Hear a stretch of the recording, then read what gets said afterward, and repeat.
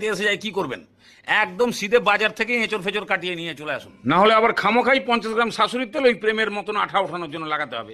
তবে এই দিয়ে আজকে যা আইটেম হবে না, আপনার আত্মীয় স্বজন খাবার পরে উড পেন্সিল আর ছেঁড়া ঠোঙা নিয়ে আপনার পেছন পেছন ঘুরে বেড়াবে রেসিপির ফর্মুলা নেওয়ার জন্য। তাহলে প্রথমে আগে এর কষটা তুলতে হবে, বেশ খানিকটা জল, তারপরে নুন আর হলুদ ভালো করে মিশিয়ে দিয়ে ঢাকনা 30% মতো সেদ্ধ হবে। তার সঙ্গে পাশের গ্যাসেও বেশ খানিকটা জলের মধ্যে 3টে টমেটো, বেশ খানিকটা আদা কুচি আর কাঁচা শুকনো 2 রকম লঙ্কা এটাকেও সেদ্ধ করতে হবে।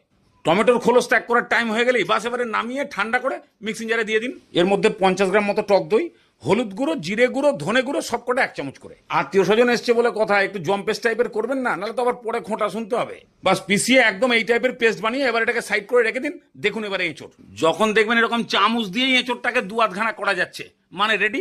এবারে জল ছেঁকে ফেলে দিন। এটা ঠান্ডা হতে হতে ওদের সঙ্গে একটু পীড়িতের কথাবার্তা বলে নিন। তবে মনে রাখবেন ঠান্ডা হয়ে গেলেই কড়াই বসিয়ে আপনার ইচ্ছা মতো তেল গরম করে নিয়ে এঁচড়টাকে দিয়ে দেবেন। এর মধ্যে নুন ঠুন কিচ্ছু দরকার নেই, খালি হাই ফ্লেমে ভাজুন। যখনই দেখবেন এরকম একটু ভাজা ভাজা টাইপের দেখতে লাগছে, বাস এবারে যতটা সম্ভব তেল ছেঁকে তুলে নিন। এবার ওই তেলের মধ্যেই ঘরে যত সেন্ট আছে এক এক করে ঢালুন।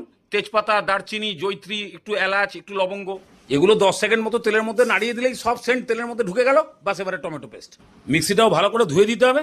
তারপরে খালি নুন আর কাশ্মীরি লঙ্কার গুঁড়ো, বাস এবারে কষিয়ে খালি মশলাটাকে শুকিয়ে ফেলুন। মশলা শুকিয়ে যখনই এরকম তেল তেলে ভাব হয়ে যাবে, সেই টমেটো সেদ্ধ করা জল অল্প একটুখানি দিয়ে এবারে এঁচড়, 100 গ্রাম মতো ঝুড়ো করা পনির, একেবারে সাংঘাতিক টেস্ট হয়ে যাবে। 5-7 মিনিট একদম ভালো করে কষিয়ে দিন। পনির আর এঁচড়ের মধ্যে মশলার ফ্লেভারটা পুরোপুরি ঢুকে যাক। এই পজিশন হয়ে গেলেই এবারে জল, আগে টমেটো সেদ্ধ করা জল, তারপরে বাদ বাকি 1 পুকুর জল দিয়ে এগুলোকে সব ডুবিয়ে দিন। এবারে ভালো করে মিশিয়ে দিয়ে যদি নুন লাগে নুন দিন, অল্প করে চিনি দিন।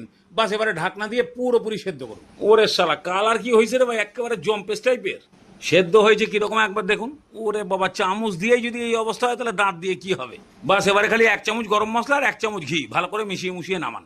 এর গন্ধে আর স্বাদে আপনার গেস্টদের খাওয়া দেখে মনে হবে এদের খিদে বোধহয় 5 গুণ বেড়ে গেছে। একেবারে গরম গরমই হাঁকুরের মতন খাবে।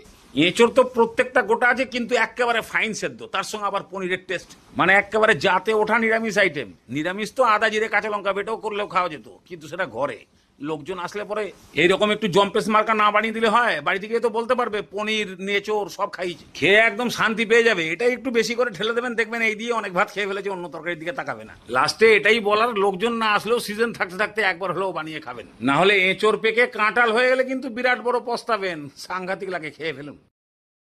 নির্বাচনের ভাষণ